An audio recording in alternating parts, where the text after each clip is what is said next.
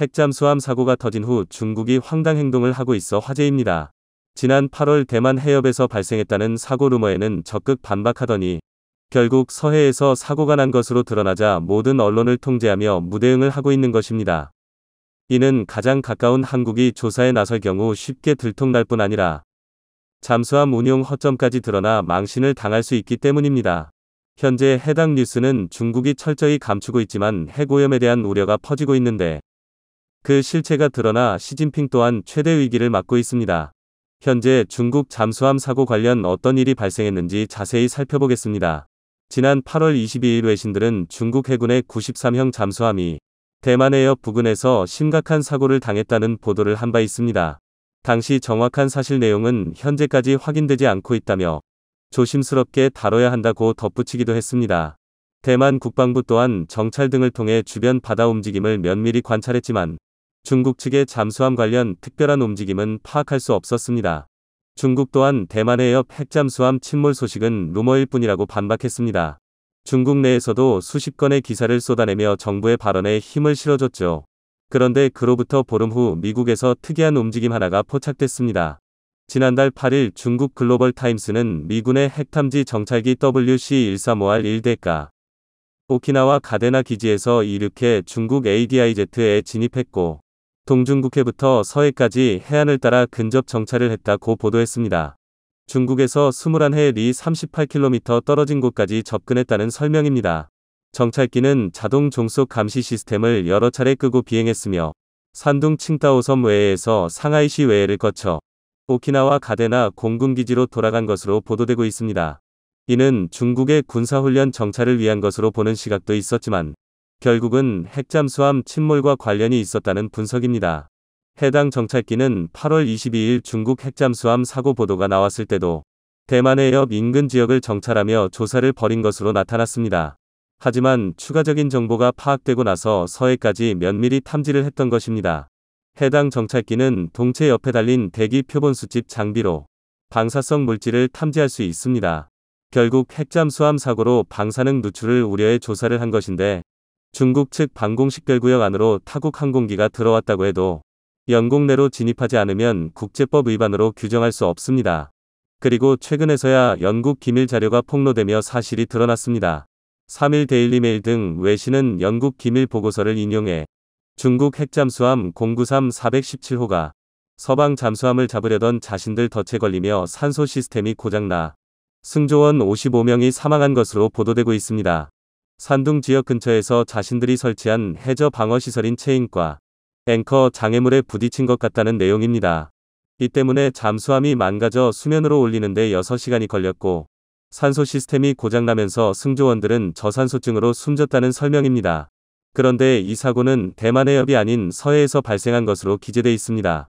익명을 요구한 영국 잠수함 대원은 중국 잠수함이 덫에 갇혔고 배터리가 방전되면서 결국 공기 처리 장치가 고장났을 것이라며 이는 질식이나 중독으로 이어진 것 같다는 언급을 했습니다. 특히 영국 해군은 이런 상황에서 이산화탄소를 흡수하고 산소를 생성하는 키트를 보유하고 있지만 중국에는 이런 종류의 기술이 없을 가능성이 높다고 덧붙였습니다. 93형 잠수함은 길이가 110m이며 배수량이 7,000톤이 넘습니다. 최고 속도는 30노트 시속 56km로 최대 심도는 300m 정도입니다. 어뢰 발사관 6개의 수직 발사기 12기를 가지고 있어 위협적인데 여기에는 순항미사일을 16발에서 24발까지 실을 수 있습니다. 2006년부터 운용된 공격형 핵잠수함 SSN으로 중국 측 주요 전력입니다.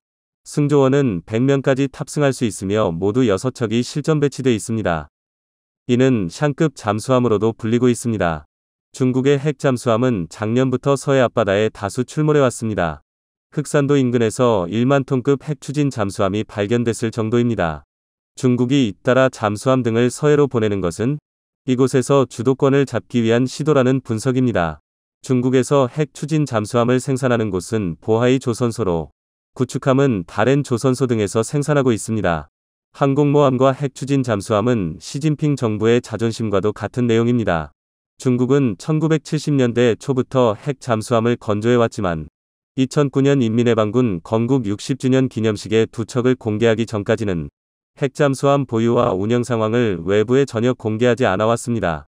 중국의 1세대 핵추진 잠수함 한급은 오래된 설계와 기술 때문에 수중 항행 소음이 너무 심해 쉽게 추적을 받아왔습니다. 한급 잠수함 소음은 140데시벨 이상입니다. 이때 얻은 별명이 바다의 경운기였습니다. 이에 중국군이 절치부심에 만든 2세대 핵추진 잠수함이 샹급입니다. 중국이 미 해군이 사용 중인 로스앤젤레스급 잠수함 후기형이나 러시아의 아쿨라급 잠수함만큼 조용하다고 자랑했던 그것입니다. 하지만 2009년 미 해군정보국은 샹급 잠수함이 구소련의 빅터 3보다 더 시끄럽다는 사실을 공개했습니다.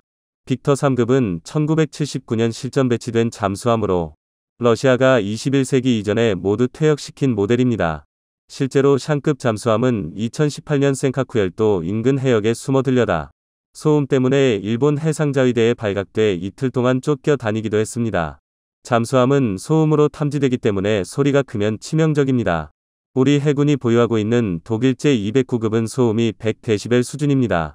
3000톤급 국산 잠수함인 도산 한창 5급도 이와 비슷하거나 약간 작은 것으로 알려져 있습니다.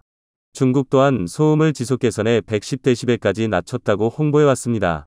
그런데 2021년 인도 태평양 순항훈련에 나선 영국 퀸 엘리자베스 항공모함이 남중국해를 떠나 태평양으로 향할 때 중국의 핵잠수함이 미행하다 오히려 딱 걸려 망신을 당하기도 했습니다. 영국 호위함이 중국 93형 두 척을 음파 탐지기로 발견했던 것입니다. 미국과 영국은 중국 잠수함 전력이 자신들보다 아래라고 평가하고 있습니다. 영국은 차세대 원자력 잠수함 프로젝트에 약 6조 6천억 원을 투자하는 결정까지 내렸습니다. 호주, 미국과 함께 핵잠수함을 건조하기 위한 오커스 프로그램의 일환으로 영국 방산업체 BAE 시스템즈와 계약을 체결한 상황입니다. 호주는 영국과 협업해 2030년까지 차세대 핵잠수함 5대를 보유할 예정입니다. 버지니아급 핵추진 잠수함으로 건조되며 대당 28억 달러 정도입니다. 이는 중국 잠수함을 꼼짝 못하게 할 수 있는 전력입니다. 시진핑은 2021년 취역한 최신형 핵추진 잠수함을 직접 찾아 절대 밀리지 않겠다는 무력을 과시하기도 했습니다. 94형에 올랐던 것인데 여기에는 사거리 1만 km 이상인 탄도미사일까지 탑재하고 있습니다. 중국은 94형을 4척 보유하고 있으며 93형은 6척, 그리고 50여 척의 디젤 공격 잠수함을 운용 중에 있습니다. 그런데 이번에 핵잠수함에서 사고가 발생하자 급하게 시선을 돌렸는데 94급 핵잠수함을 무시하지 말라며 대부분의 국가는 앞으로 500년 후에도 이를 건조할 수 없다는 기사를 급하게 쏟아냈습니다. 이는 93형이 침몰하며 망신을 당하자 94형을 더 부각시킨 것입니다. 시진핑 또한 수조 원대 잠수함 침몰에 경로하며 관련자를 숙청하고 있다는 이야기가 나오고 있습니다. 중국인들은 직접 대놓고 핵잠수함 사고 언급을 못하고 있지만 대신 러시아 사고를 예를 들며 조심해야 한다는 경고를 하고 있습니다. 러시아는 소련 시절부터 잠수함 강국이지만 그만큼 사고도 많이 겪었습니다. 1960년대부터 20여 척의 잠수함이 바다에 가라앉았고 그중 4척은 지금도 건져 올리지 못하고 있습니다. 1989년 침몰한 러시아 핵잠수함 콤소몰레츠는 수심 1300m 노르웨이 해저에 침몰해 있습니다. 당시 승조원 42명이 숨지고 27명이 구조됐는데 그곳에는 플루토늄 핵어뢰 2기도 장착돼 있었습니다. 노르웨이 당국이 수중 무인 탐사기를 동원해 핵잠수함 잔해를 검사한 결과 심각한 손상이 확인된 것으로 나타났습니다. 30년이 지난 지금도 정상의 80만 배에 달하는 방사능이 방출되고 있습니다. 그런데 중국이 더 긴장하는 사건은 2000년 러시아 핵잠수함 쿠르스크호가 노르웨이 북부 해상에서 폭발음과 함께 침몰했던 사건입니다. 자망 도중 어뢰가 폭발해 승무원 118명이 전원 사망했던 것입니다. 이는 중국이 잠수함 사고를 감추는 것과 비슷하게 러시아가 사건을 은폐하는 사이 서방 소식통을 통해 먼저 알려졌습니다. 당시 러시아는 보안을 이유로 승무원 구출 작업에 늑장을 부렸고 서방의 구조작업 지원 제안도 거절했습니다. 먼저 접근해 모두 숨진 것을 확인한 이들은 노르웨이 구조되었습니다. 러시아가 그간 해군 군사과학 기술이 총 집약된 불침함이라며 자랑해왔던 전략 핵 잠수함마저 사고를 막을 수 없었던 것입니다. 당시 병사들은 산소가 고갈되는 마지막 순간에 원자로를 폐쇄하기 위해 8시간 동안 고군분투했다고 전해지고 있습니다. 중국은 자신들도 이런 운명을 맡을까봐 크게 긴장하고 있습니다. 그전에도 여러 차례 잠수함 사고가 났지만 철저히 숨겨왔는데 이제는 그 실체가 점점 드러나고 있습니다. 반면 한국 해군은 1983년 200톤급 잠수함을 운용한 이후 40년간 인명사고 없이 안전하게 운용해왔습니다. 승조원 1명을 양성하는 데는 최소 1년의 훈련 주기가 소요됩니다. 한국은 눈 감고도 장비를 작동할 수 있는 수준으로 이들을 숙달시키고 있습니다. 그리고 철저한 창정비를 진행하는데 이를 소홀히 할 경우의 위험성은 재작년 인도네시아에서 침몰한 난갈라 잠수함에서 드러난 바 있습니다. 1981년 독일에서 도입해 인리가 운영해왔던 잠수함인데 내구 연한이 보통 25년인 것을 감안하면 상당히 노후화된 기종입니다. 내구 연한 전까지는 6년마다 한 번씩 창정비를 해야 하고 이후엔 짧게 잡는 것이 일반적이지만 대우조선해양이 2012년 무기 전체를 해체해 완전 복구하고 개량해준 후 인리 측이 9년간 창정비를 하지 않았던 만큼 인재로 보고 있습니다. 게다가 3년간 운항을 하지 않던 상황에서 승선 정원 34명보다 많은 53명을 태우고 훈련을 하다 전원 사망했던 사건입니다.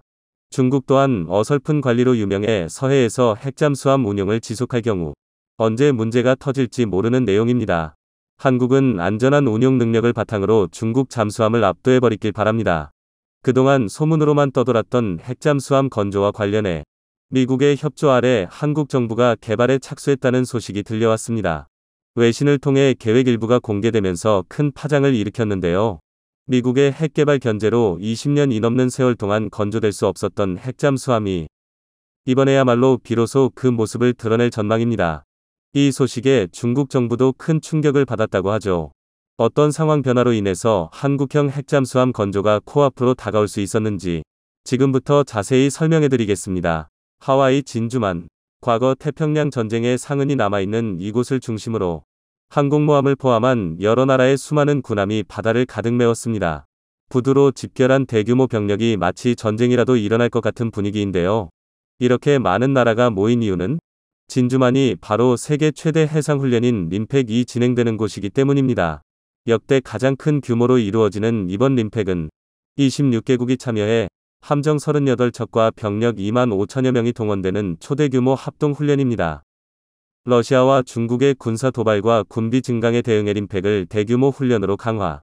서방 자유세계는 단합해서 이들과 맞설 것이라는 정치적 메시지를 표명하려는 목적도 있었기에 이러한 대규모 훈련이 가능했던 것인데요.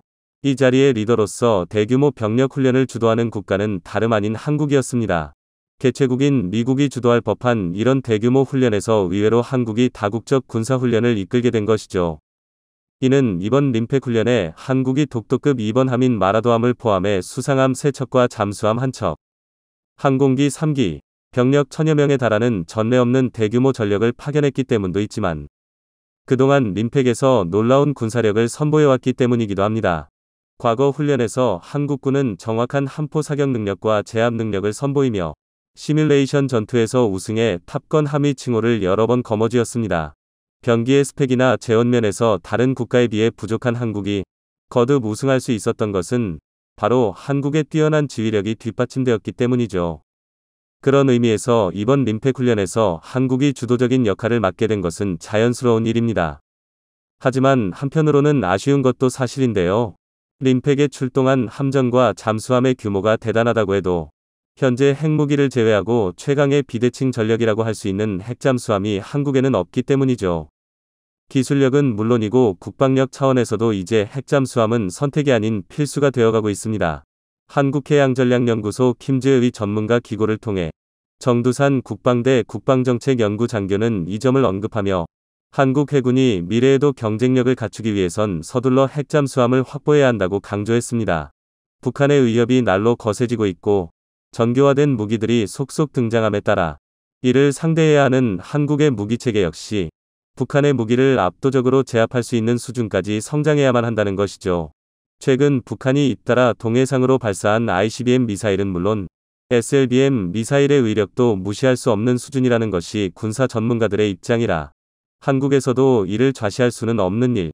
심지어 북한은 2021년 1월 이런 미사일들을 실제로 운용할 핵잠수함의 도입을 공식 발표했고 지금은 이미 설계를 마치고 생산 단계에 있을 것으로 예상되는데요. 만약 이것이 완성되면 한국이 전략무기의 기술적 우위를 놓칠 가능성도 있는 상황인 겁니다. 게다가 중국은 최근 세 번째 항모 푸젠을 건조하는 등 군비 확충을 통해 미국을 포함한 서방 세계를 양적 우위로 누르겠다고 선언하며 위협을 가하고 있고, 일본은 전쟁 가능한 국가가 되기 위해 개헌 초읽기에 들어간 상황에서 한국이 핵잠수함을 확보하는 것은 최우선 사항이 되었는데요. 따라서 어떻게든 핵잠수함의 비원을 달성하는 것이 한반도 평화는 물론이고 동아시아 강대국인 중국과 일본을 맞상대할 수 있는 카드라고 언급한 것입니다. 이런 가운데 최근 외국 매체를 통해 놀라운 소식이 전해졌습니다. 그동안 감감무소식이었던 한국형 핵잠수함에 대해 한국 정부가 본격적인 개발에 착수, 이를 백악관과 협의 중이라는 내용이 보도된 것입니다. 네이벌 뉴스는 보도를 통해 최근 한국과 미국이 소형 모듈식 원자로 SMR 기술 관련 협의를 맺은 사실을 언급하며, 이 모듈식 원자로가 향후 핵잠수함에 탑재될 가능성이 크다는 소식을 전했습니다. 이어 국방부가 북한의 잠재적인 핵잠수함 획득과 관련 기술 브리핑을 연 것을 확인했다고 하는데요. 국가 주도의 경항공모함 프로그램인 CVX가 추진되는 가운데 일각에서는 이 프로그램을 폐지하고 대신 핵잠수함을 확보하려는 것이 아니냐는 추측이 나돌 만큼 미국과 한국이 핵잠수함 보유에 대해 긴밀하게 협조하고 있는 것이 사실입니다. 오래전부터 한국의 비원이던 핵잠수함, 사실 일찍부터 한국은 핵잠수함과 관련해 기술은 물론이고 자원까지 확보하고 있었을 정도로 이 프로젝트를 오래 준비해왔습니다. 시작은 문민정부 때로 거슬러 올라가는데요. 당시 북한이 NPT 핵 확산 금지 조약을 탈퇴하면서 북핵 위기가 목전에 다가오자 이에 대항하기 위해 핵잠수함의 필요성이 대두되었습니다. 이에 한국 정부는 1994년 군전력 증강 사업을 전면 수정, 원자력 연구소 과학자들에게 핵 추진 잠수함용 원자로 개발 프로젝트를 진행하게 했습니다. 이에 원자력 연구소는 러시아의 원자로 제작사 OKBM과 접촉해 핵잠수함 도면을 입수, 잠수함 탑재용 원자로를 설계했습니다. 국방부는 국방과학연구소에 대해 핵 추진 잠수함의 무기체계 설계를 지시하며 극비리에 이 사업을 추진했습니다. 이 프로젝트가 비밀스럽게 진행되어야 했던 가장 큰 이유는 바로 미국의 감시 때문인데요. 핵에 대해선 노이로제에 가까울 정도로 민감하게 대응하는 미국의 입장에선 만약 한국이 핵잠수함을 개발하는 데 성공하고 이를 발판으로 핵보유국으로 거듭나기라도 하면 큰 문제가 되기 때문이었습니다. 분단된 남북 사이에 핵전쟁이 발생하면 세계 3차 대전으로까지 이어질 수도 있을 것이라는 싱크탱크의 분석이 있었기 때문에 미국은 한국의 핵잠수함 사업을 가만히 내버려둘 수가 없었습니다. 게다가 당시 한국은 70년대에 몰래 핵을 개발하다가 발각된 전적이 있어 미국의 핵 감시가 굉장히 삼업했던 시기였습니다. 이 감시망을 피해 한국의 과학자들은 핵잠수함 개발에 매진한 것이죠. 이처럼 비밀리에 개발을 추진했음에도 그 결과는 좋지 못했습니다. 미국이 결국 한국이 개발하는 프로젝트의 비밀을 파헤쳤고 핵과 관련된 기술이라는 것이 밝혀지면서 사업에 제동을 건 것입니다. 미국은 주한미군 철수는 물론이고 경제 제재까지 언급하며 한국을 옥죄기 시작했고 한국은 한 발 물러설 수밖에 없었습니다. 이렇게 개발 완료 직전까지 갔던 이 사업은 결국 끝맺음을 보지 못했는데요. 그 대신 20년이 지난 자금에 와서 소형 원자로 SMR 기술을 손에 넣을 수 있는 기반을 마련할 수는 있었습니다. 여기에 최근 미국이 관리할 수 있는 영역을 넘어선 신냉전 시대가 도래하면서 동맹국들의 강력한 힘을 모을 필요가 생겼고, 이러한 상황 변화에 맞춰 미국이 한국에게 핵잠수함 관련 기술의 빗장을 풀어줬다고 볼 수 있습니다.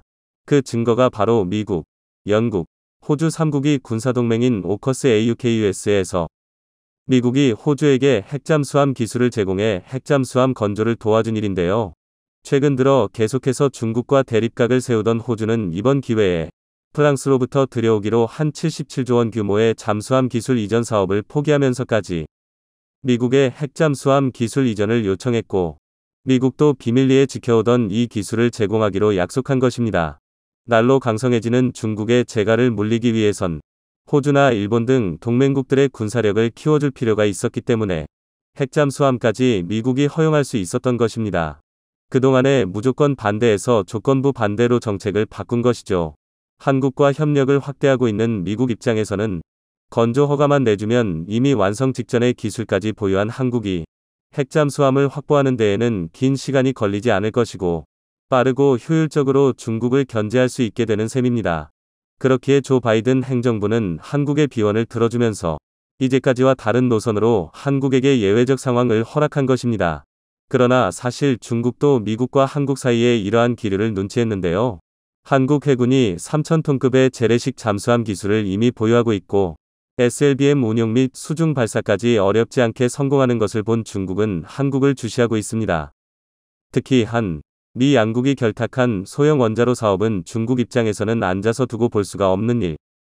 중국 사이트 인민망은 한국 신형 잠수함의 성능을 분석하며 한국의 성장세는 무시할 수 있는 것이 아니다라고 논평했습니다. 조만간 한국형 핵잠수함의 실물이 등장해도 이상하지 않은 가운데 국방부는 마침 중국의 간담을 서늘하게 하는 시연 결과를 발표했습니다. 바로 대잠전 무인잠수정 ASWUV 테스트를 성공한 것인데요. 무인잠수정은 적의 잠수함을 감시하고 추적할 뿐만 아니라 작전 지역에 들어오는 적 잠수함의 발을 묶는 역할을 하기 때문에 자율주행 능력과 대잠수함 탐색 능력이 중요한 무기체계입니다. 그런데 최근 한국이 이 시스템의 시연에서 성공적으로 임무를 수행할 수 있음을 증명한 것입니다. 이번 시연의 성공은 한국 해군의 경사이기도 하지만 한국이 다른 국가에 뒤지지 않을 정도로 유무인 복합 기술을 자유자재로 운용하게 되었다는 의미가 있는데요. 첨단 핵잠수함 기술에도 적용될 수 있는 무인잠수정 기술의 등장은 한국형 핵잠수함이 머지않았음을 보여주는 특이점이라고 해석할 수도 있는 상황. 당연히 중국에서는 이 기술의 시연에 충격을 받았다고 하죠. 미국의 묵인과 한국 해군의 합작으로 차근차근 진행 중인 한국 핵잠수함의 미래. 과연 한국형 핵잠수함은 언제 세계 무대의 모습을 드러낼 수 있을까요? 한국군의 오랜 비원인 핵잠수함을 마지막까지 한국 손으로 만들어낼 수 있기를 바라며 조만간 등장할 한국 핵잠수함이 북한은 물론이고 중국까지도 견제할 수 있는 게임 체인저로서 자리매김하길 기원해보겠습니다. 얼마 전 우리 군 최초로 잠수함 발사 탄도미사일을 탑재한 3,000톤급 잠수함 도산 안창호함이 실전에 배치가 됐는데요. 국내 기술로 개발한 수소 연료 전지가 탑재돼서 세계 최장 자망 기록을 세웠다는 소식이 들어왔습니다. 현재 우리나라는 세계에서 두 번째로 잠수함용 연료전지 모듈을 상용화하는 작업에 착수했고 이는 수소 연료 전지 탑재로까지 이어졌습니다. 그렇다면 이 한국의 수소 잠수함은 외국의 잠수함들에 비해 어떤 점이 더 좋은 것일까요? 이번 시간에는 한국의 수소 잠수함과 외국의 잠수함을 서로 비교해 보면서 얼마나 한국의 수소 잠수함이 엄청난 산물인지를 보도록 하겠습니다. 먼저 세계에서 잠수함을 운용하는 나라는 약 40개국이며 여기에 현재 잠수함 도입을 추진하고 있는 쿠바, 필리핀, 스리랑카를 합치면 43개국이 잠수함을 운용하고 있습니다. 그렇다면 해외에서 주로 전장의 주력으로 투입되면서 가장 파괴력이 높고 병기로서의 가치가 매우 높은 잠수함은 어떤 것이 있을까요?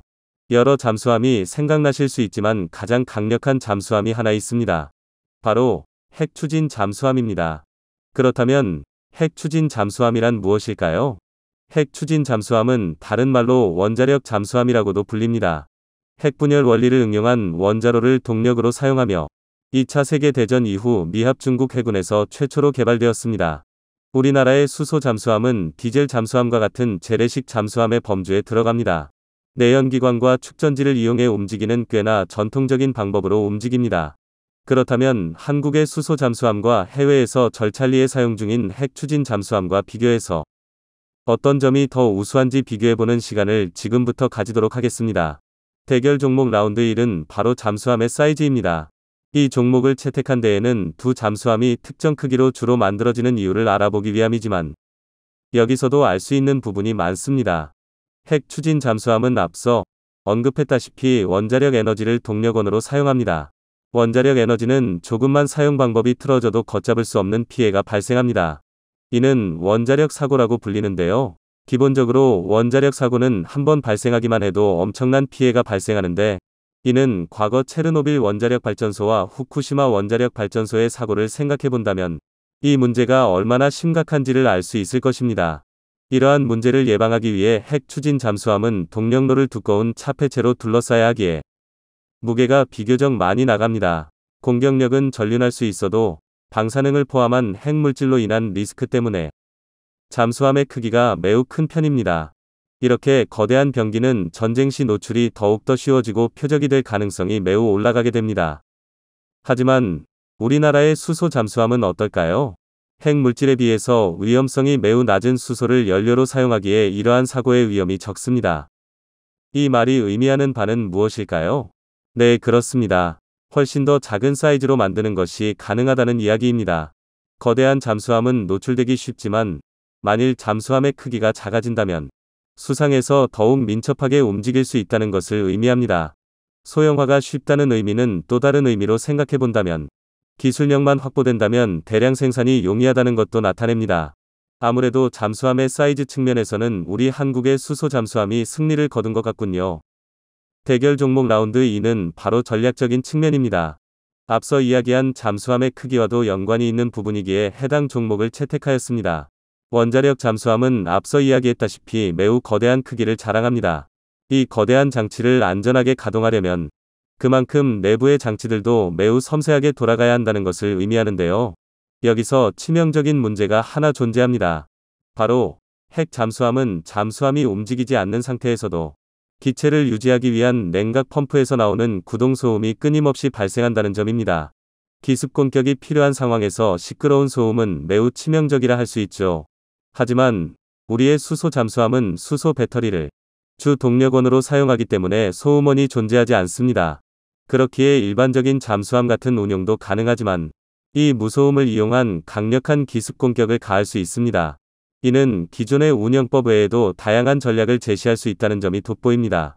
이번 라운드에서도 우리 수소 잠수함이 멋지게 승리한 것 같군요. 대결 종목 라운드 3은 바로 제작 및 유지 비용입니다. 이 종목 또한 실전 투입의 용이성과 신속한 투입에 유리한가 아닌가를 판가름하는 종목이라고 할 수 있습니다. 원자력 잠수함에서 사용하는 주된 핵 원료는 무엇일까요? 바로 우라늄입니다. 우라늄은 다른 화학물질과 비교해서 농축도가 낮은 물질입니다. 우라늄의 농축도는 아무리 높아도 30% 이내이며 한국에서는 5%로까지 제한하고 있는 만큼 굉장히 농축도가 낮은 물질로 알려져 있습니다. 우라늄의 농도를 상향하겠다고 주장하는 이란에서조차도 20%를 제시하고 있었을 정도로 낮은 수치임을 알 수 있습니다. 농축도가 낮은 핵물질의 특징은 바로 수명이 매우 짧다는 것입니다. 그렇기에 원자로를 교체하고 재처리하는 데 엄청난 비용이 소요됩니다. 물론 미국의 우라늄 농축도는 90%가 넘어서 원자로 교체 없이 20터부터 30년 가까이 쓰는 예외도 존재하지만 일반적인 잠수함의 원자로 교체 주기는 10년이라고 합니다. 이는 굉장히 짧은 수명에 해당하며 관리 주기가 10년 동안 반드시 점검을 해줘야 하기에 유지 보수 비용이 상당히 들어갑니다. 하지만 한국의 수소 잠수함은 어떨까요? 잠수함 안에 탑재되어 있는 수소와 산수의 양만큼 물속으로 계속 자망하며 전기를 생산하거나 배터리를 충전하는 방식으로 움직입니다. 사실상 잠수함 내부의 배터리만 손본다면 얼마든지 다시 충전하는 것이 가능하다는 것입니다. 기계 자체를 손봐야 하는 핵 추진 잠수함과는 매우 다른 방법이라 할 수 있습니다. 이 말의 의미는 무엇일까요? 제작 비용과 더불어 유지 비용이 더욱 싸다는 것을 의미합니다. 대결 종목 라운드 4는 안전 문제입니다. 핵 추진 잠수함의 안전성은 어떨까요? 꽤나 악명이 높다고 말할 수 있습니다. 한때 영화로도 제작되었으며 세계 최초의 핵 추진 잠수함인 소련의 K-19 잠수함은 처음 만들어진 시점에서도 사고가 매우 잦았다고 합니다. 오죽하면 이 잠수함에 히로시마 과부제족이라는 멸칭까지 붙였을 정도였습니다. 옛날 잠수함이니까 그럴 수 있지 않나? 라고 생각할 수도 있지만 2000년에도 비교적 최신형이었던 오스카 2급 쿠르스크 함까지 어뢰 시험 발사 중 어뢰의 폭발로 침몰하기도 했습니다. 이 모든 것이 의미하는 바는 무엇일까요? 바로 어떤 핵 추진 잠수함이라도 방사능의 위협에 100% 안전하다고 말할 수가 없습니다. 하지만 우리의 수소 잠수함은 어떨까요? 승조원의 입장에서도 굉장히 복지성이 높다고 말할 수 있습니다. 기술력의 발전에 힘입어 청정수의 보급이 매우 편리해지고 미세입자들과 다른 탁한 공기들을 차단하고 배출하는 이산화탄소 포집 필터의 성능이 매우 좋아져서 생활환경도 많이 개선되었고 또한 핵 추진 잠수함에 비해 상륙과 정박의 주기가 매우 작기 때문에 승조원들도 매우 선호하는 경향이 있다고 하는데요.